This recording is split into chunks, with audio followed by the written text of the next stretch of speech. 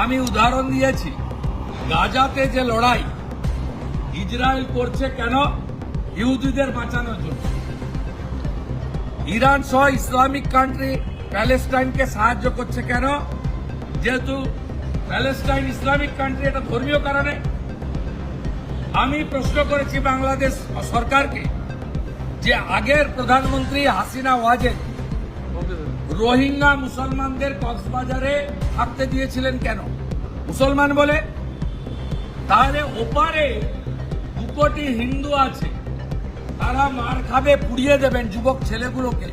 এইটুকুটুকু বাচ্চা, তরতাজা সুন্দর সুন্দর যুবক ছেলে, তাদেরকে পুড়িয়ে মারবেন। আর এপারের 100 কোটি হিন্দু বসে বসে দেখবে। এই জিনিস হতে পারে না, হতে পারে না।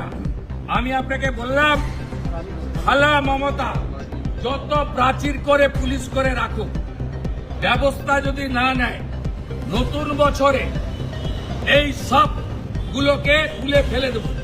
যেমন যুব ভারতীতে মেসির দিন যুবকদের, ইয়াং জেনারেশনে তারা দেখেছে রাজীব কুমাররা ছুটে পালিয়েছে, আমরা এখানে দেখিয়ে দেব বলে গেলাম। আর আজকে 1000 সাধু এসেছেন, 300 নাগা সন্ন্যাসী। গঙ্গাসাগরে 5 লাখ সাধু যাবেন।